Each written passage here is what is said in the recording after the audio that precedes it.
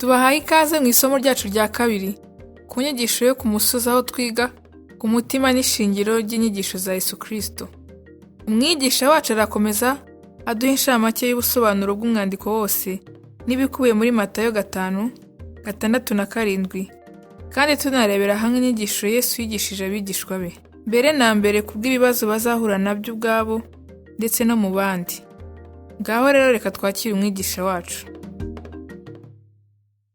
Nyuma yo kutubwira iby'abantu benshi n'ibibazo byabo byose n'uburyo Yesu yakemuraga ibyo bibazo, akanabakiza buri bwoko bw'indwara bwose umuntu yatekereza, iz'umubiri, iz'amarangamutima, iz'ibitekerezo ndetse n'izo mu buryo bw'umwuka, Mariko atubwira ko Yesu yazamutse ku misozi iri haruguru y'inyanja ya Galilaya ajya ahantu hirengeye. Ahamagara bamwe mu bigishwa kuhamusanga. Ariko Mariko we ntatubwire inyigisho iri muri Matayo 5:6 na 7. Mariko atubwira ko bitewe n'ibyo Yesu yahakoreye, yatoranyije 12 kubana nawe, hanyuma akabatuma kujya kubwiriza. Hanyuma akatubwira amazina y'intumwa 12. Matayo niwe utubwira inkuru isesuye y'ibyahabereye. Ni nawe kandi udusobanurira iby'abo bantu benshi n'ibibazo byabo byose. Kandi akatubwira ku murongo wa mbere w'igice cya 5 hagira hati: abonye abantu benshi, ubwo n'ibibazo byose bari bafite, azamuka umusozi. Amaze kwicara, abigishwa be baramwegera. Mariko yatubwiye ko bazanywe n'ubutumire bw'umuntu ku giti cye. Hanyuma atangira kutubwira akantu ku kandi ku nyigisho Yesu yigishirije aho ku mpinga y'umusozi. Ku musozo w'inyigisho, dutangiriye ku murongo wa 13 w'igice cya 7 muri Matayo, twabonye mu nyigisho yacu iheruka ko Yesu yasoje uyu mwiherero atumira. Ubutumire bwagiraga buti: mbese waba uri mu benshi cyangwa muri bake? Mbese waba uri mu binyoma cyangwa mu bukuri? Mbese waba uri mu bavuga cyangwa mu bakora? Mbega ukuntu bwari ubutumire buhebuje! Iyo usobanukiwe ubusobanuro bw'umwandiko wose w'inyigisho ikomeye, ugira guhitamo n'ikibazo uhabwa na Yesu. Mbese waba ufite uruhare mu kibazo cyangwa ufite uruhare mu gushaka igisubizo? Hari ubwo kuba mu rusengero ari byo byibuze bigaragaza ko ushaka kuba igisubizo. Ibyo bigabanya isi mu byiciro bibiri: abatera ikibazo ndetse n'abagira uruhare mu kuzana igisubizo. Twakwiringira ko abantu bose baba mu rusengero mu buryo bumwe cyangwa se ubundi bafite uruhare mu kuzana igisubizo. Kandi ibibazo biba hanze mu bantu batazi Kristo cyangwa iby'ubutumwa bwiza bwa Yesu Kristo. Ariko uburyo inyigisho yarangiyemo bwatugaragarije ko ibyo atari ukuri. Yesu avuga ko hari benshi bibwira ko ari bamwe mu gisubizo, ariko azababwira ati: simbazi, nimwumve imbere mwa nkozi z'ibibi mwe. Inyigisho itangirana no guhigwa. Mbese urihe? Mbese waba ukiri munsi y'umusozi? Ese nawe waba uri igisubizo? Waba uri undi muntu wibaza ibibazo ku buryo nawe ubwawe waba usa n'ikibazo? Mbese waba uri kumwe na Yesu ku mpinga y'umusozi, utozwa kandi unigishwa kuba igisubizo? Inyigisho irangirana n'uku guhigwa.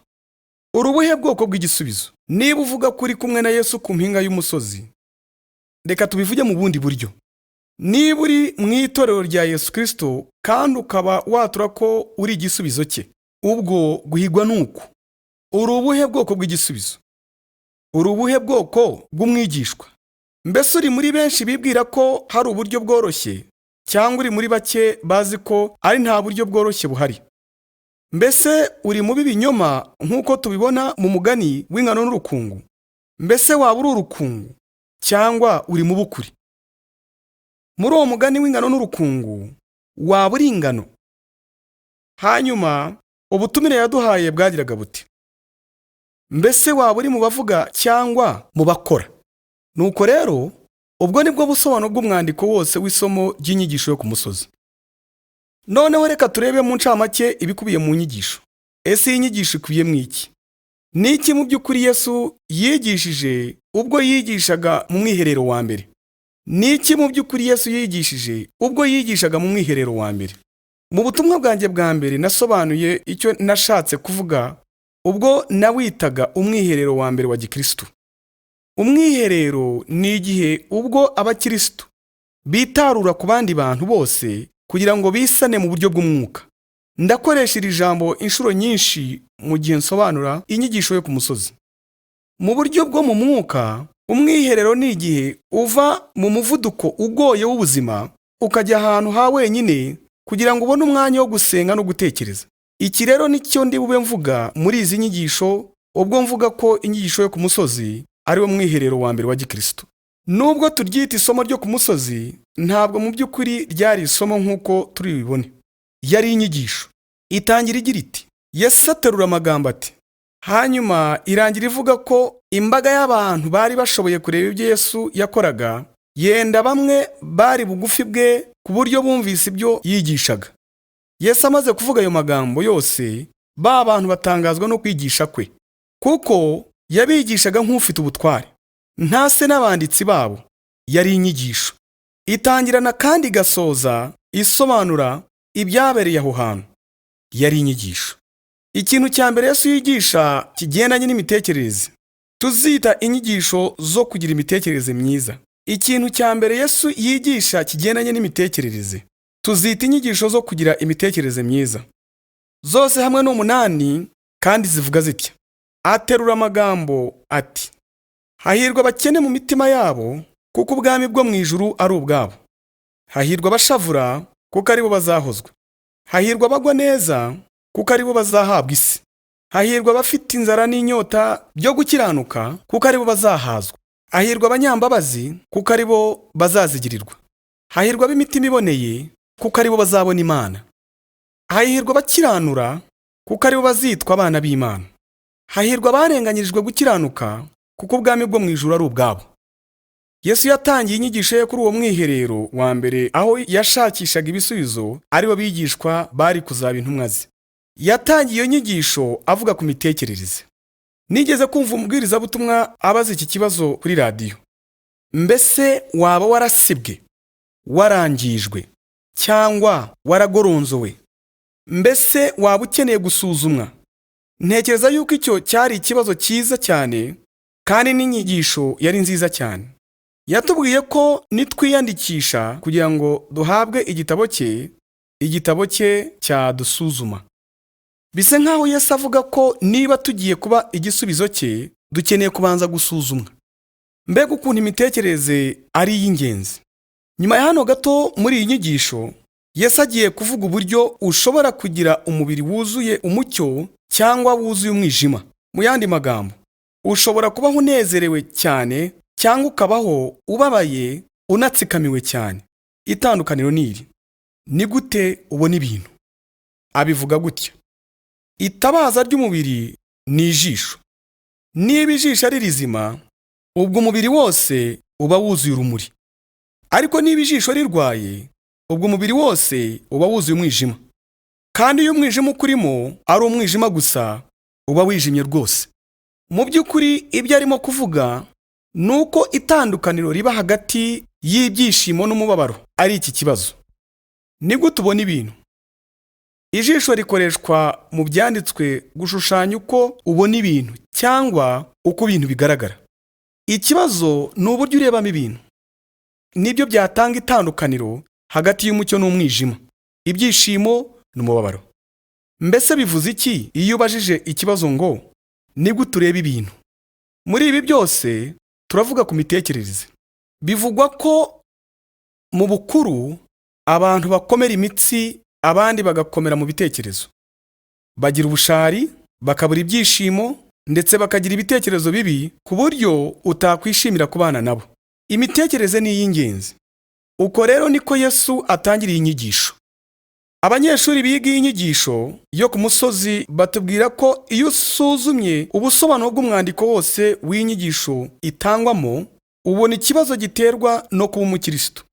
Ese iki kibazo giterwa no kuba umukristo ni ikihe? Abantu benshi bagisubiza mu buryo bwinshi butandukanye. Ubutumwa bwiza bwanditswe na Yohana bwibanda ku kwizera. Avuga ko niwizera uzabona ubugingo buhoraho. Kandi anatubwira uwo Yesu ari we.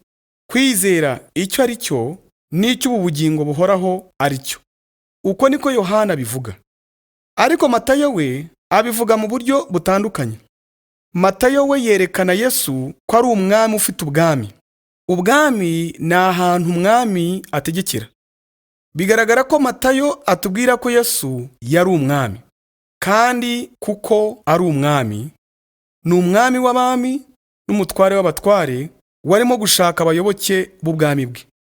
Ikibazo gikomeye uhura nacyo iyo ubutumwa bwanditswe na Matayo butangira, cyane cyane mu itangira ry'uyu mwiherero, ni ese waba ushaka kuba umwe mu bayoboke be, atari uko hari ibyo wabona ku nyungu zawe, ahubwo ku nyungu z'ubwami.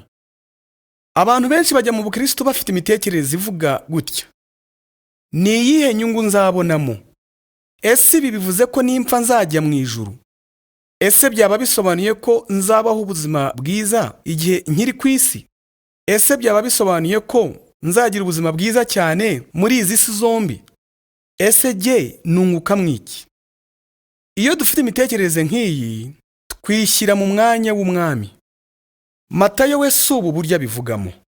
Ku ikubitiro, Matayo agaragaza ko ikibazo kizanwa no kuba umukristo muri ubu buryo ni uko ugomba kuba igisubizo cyangwa ukaba ikibazo. Mbese waba uri igisubizo cyangwa uri ikindi kibazo? Mbese waba ushaka kuba igisubizo cye? Mbese waba ufite ubushake bwo kuba igikoresho Yesu yakoresha kugira ngo uzane ibisubizo muri iyi si yuzuyemo ibibazo? Nuko rero, mu busobanuro bw'umwandiko wose w'inyigisho yatanzwemo, nimwo tubona ikibazo kizanwa no kuba umukristo nyawe cyangwa umuyoboke wa Kristo.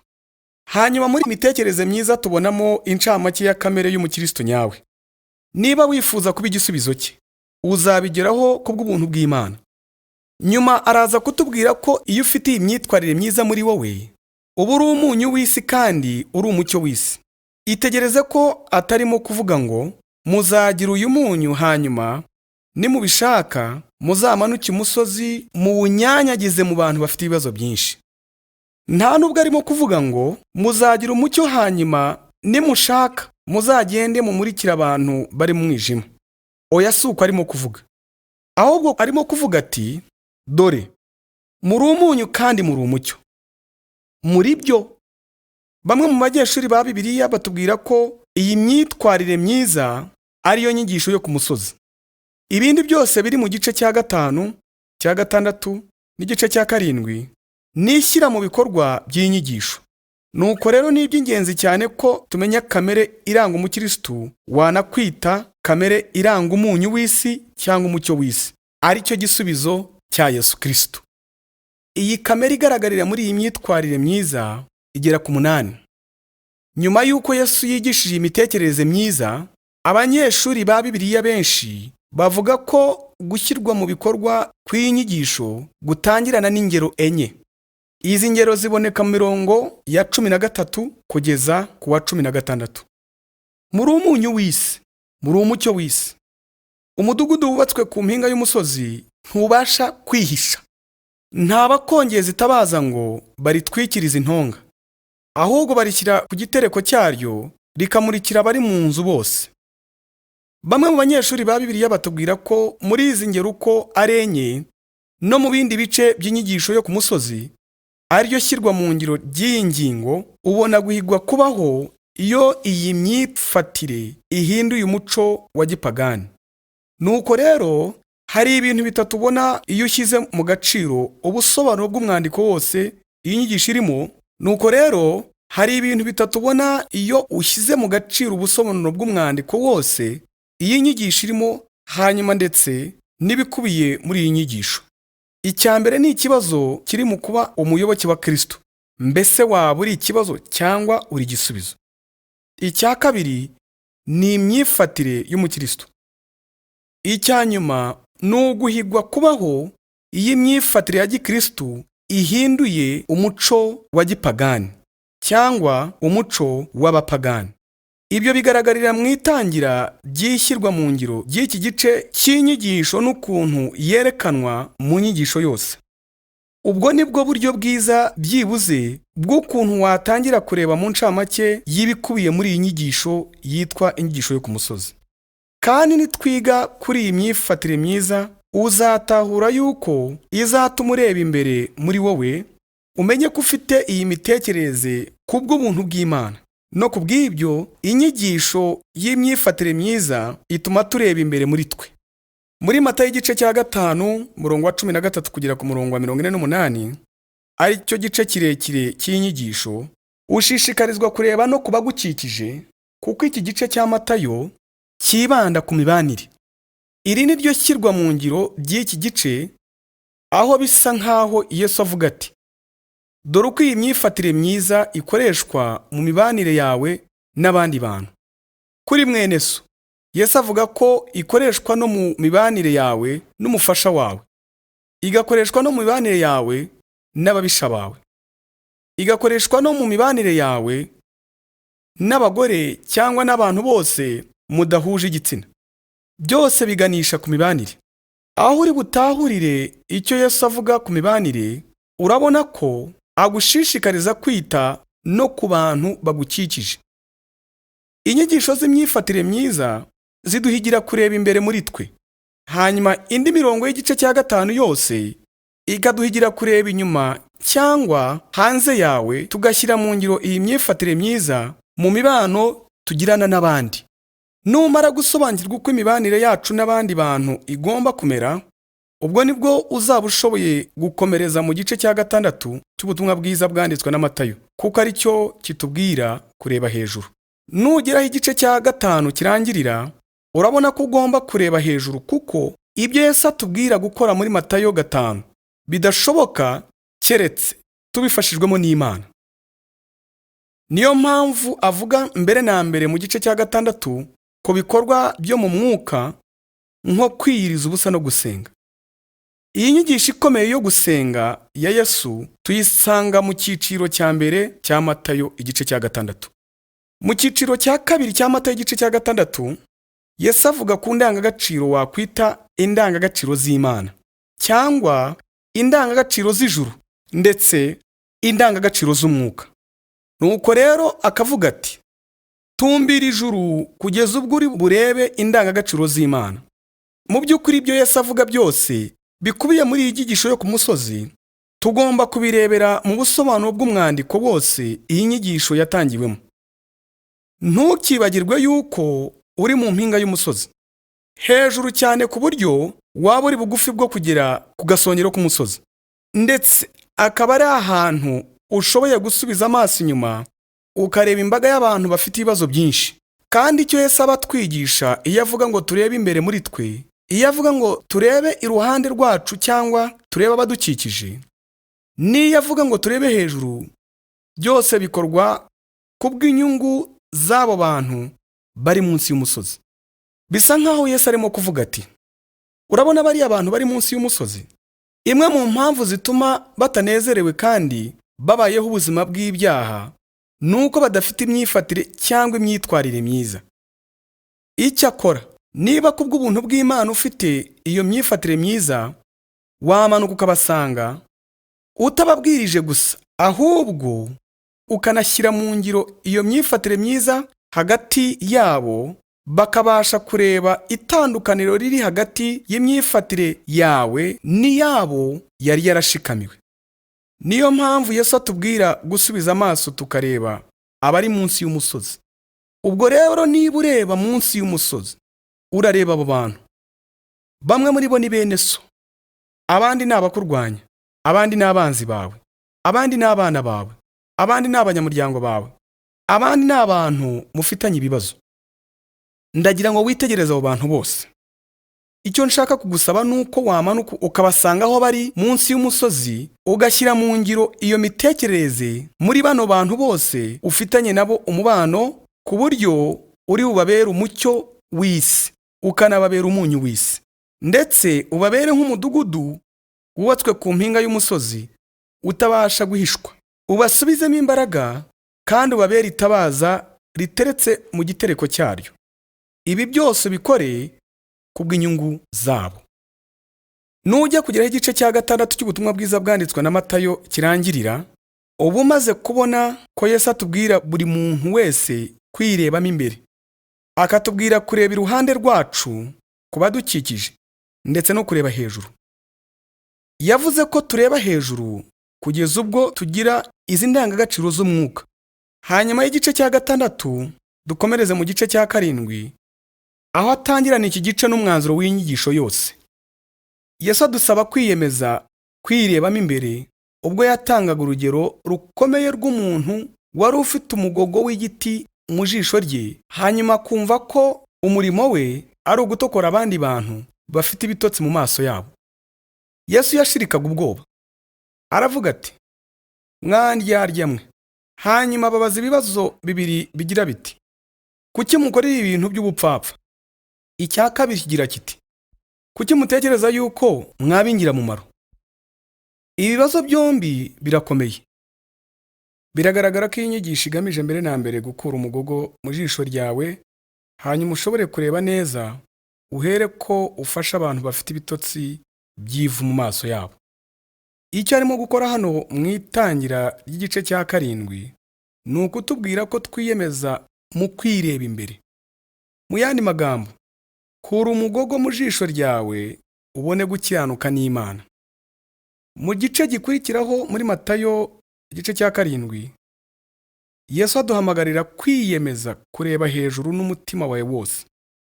Saba, shaka, ndetse komanga, kandi guhozaho. Saba uhozaho, ushake uhozaho, kuko gushaka ari ugusaba cyane. Hanyuma arongera akavuga ngo dukomange duhozaho, kuko gukomanga ari ugushaka cyane. Hanyuma akaduhira isezerano rikomeye. Niwiyemeza kureba hejuru ugahora usaba, ugasaba wihanganye, ugashaka wihanganye, kandi ugakomanga wihanganye, ubwo nibwo uzabona, nibwo uzahabwa, kandi nibwo uzakingurirwa urugi. Hanyuma mu nyigisho ye izwi cyane yitwa itegeko rikuru kuruta ayandi, cyangwa itegeko rifite agaciro kuruta ayandi yose, risangwa muri Matayo igice cya 7 n'umurongo wa 12, Yesu aravuga ati, "Nuko ibyo mushaka ko abantu babagirira byose, muba ariko mubagirira namwe, kuko aya ariyo mategeko n'ibyahishuwe." Muri iyi nyigisho ikomeye y'itegeko riruta ayandi yose, mbere y'uko bamanuka ku musozi nyuma yo gusoza umwiherero, Yesu yarimo kubabwira ati, "Nimwiyemeze kureba uruhande rwanyu, muzirikana abandi nonaha." Yesu aduha inyigisho ikomeye cyane kurusha izindi zose, yadufasha kuzirikana abadukikije no kugira imibano myiza cyane isi ikeneye. Ibyo Yesu arimo kuvuga muri aya magambo menshi ni uko twareba munsi y'umusozi. Ese hari abantu hareba? Ikintu cya mbere ugomba gukora ni uko wakwishyira mu birenge byabo. Niba uri umukire ukabona umuntu ukennye, cyangwa niba uturuka ukabona umuntu ukennye, cyangwa uri umwenegihugu ukabona umunyamahanga, ujye wishyira mu birenge by'uwo muntu, kandi wibaza iki kibazo uti, "Ndamutse ndi umukene, niki nakwifuza ko umwigishwa wa Yesu ukize yakora?" Nubonera iki kibazo igisubizo, bariko nawe ubigenza, kuko ariko Yesu yavuze ko dukora. Inyigisho ya Bibiliya yose ikubiye muri aya magambo. Hari nubwo byaba ngombwa ko wishyira mu birenge by'umuntu mutandukanye ku gitsina. Niba uri umugore, niki wifuza ko umwigishwa wa Yesu w'umugabo yakora? Iki kibazo nukiboneye igisubizo, bari gukora. Hari ubwo aho hantu munsi y'umusozi waba uhabona abakene n'abatishoboye, kandi wowe ukaba uri umwigishwa wa Yesu. Ukaba warahawe umugisha ufite ibintu bifatika ndetse n'imigisha yo mu mwuka. Uramutse uri wa muntu utishoboye, ukennye, niki wakwifuza ko umwigishwa cyangwa umuyoboke wa Yesu ukize kandi wishoboye mu buryo bwose yakora? Iki kibazo nukiboneye igisubizo, bari gukora. Aha hantu Yesu arimo kutwigisha itegeko rikomeye kurusha ayandi, cyangwa itegeko ryo kuzirikana abandi, ari ryo tegeko ry'imibanire. Yesu arimo kudushishikariza kwiyemeza gushyira mu ngiro iyi myumvire myiza hagati mu bo tubana nabo. Yesu arangiza aduha ubutumire bwiza cyane bugira buti, "Mbese waba uri mu benshi cyangwa uri muri bakeya?" mbese waba uri mu babeshya, abajijisha, cyangwa uri mu banyakuri? Mbese waba uri mu bavuga cyangwa uri mu bakora ibintu ndimo kubigishiriza kuri uyu musozi? Iyo niyo ncamake y'ibikubiye mu nyigisho yo ku musozi. Ibyo ni byo Yesu yigishije ku cyo nise umwiherero wa mbere wa Gikristo. Hanyuma yo kurebera hamwe ubusobanuro bw'umwandiko wose iyi nyigisho itangirwamo ndetse n'incamake y'ibikubiye muri iyi nyigisho, ndifuza ko mu nyigisho yacu ikurikira twatangirana n'isomo rya mbere ry'imitekerereze myiza, dukurikizeho irya kabiri n'irya gatatu n'irya kane kugeza ubwo tuzazirangiza zose uko ari 8. Nyuma yaho tuzakurikizaho kwinjira mu murongo ku wundi muri Matayo igice cya 5 cyose, Matayo igice cya 6 cyose ndetse na Matayo igice cya 7 cyose, aho tureba ku busobanuro bwimbitse n'ibikubiye muri iyi nyigisho yo ku musozi abantu benshi bavuga ko ariyo nyigisho ikomeye cyane kuruta izindi nyigisho zose Yesu yigishije. Iyi nyigisho niyo yaduhindira igisubizo cya Yesu cy'ibibazo biri muri rubanda nyamwinshi bagize iyi si. Ariko ibi byashoboka ari uko jye nawe twiyemeje gushyira mu ngiro izi nyigisho mu buzima bwacu. No kubw'ibyo ndagusaba ko wakwiyemeza kubana natwe muri izi nyigisho zose uko Yesu yazigishije. Turabashimiye cyane kuko kubana natwe muri izi nyigisho zidasanzwe Yesu yigishirije ku musozi. Ubu rero kuba tumaze kumenya ubusobanuro bwimbitse ndetse n'ibikubiye muri iyo nyigisho bizadufasha gusobanukirwa inyigisho za Yesu Kristo. Turagusabira ko aya masomo yakomeza kwizera kwawe kugira ngo ushobore kuba umwigishwa nyakuri wa Yesu Kristo kandi ushobore guhindura abantu benshi. Naho ubutaha, amahoro y'Imana abane nawe.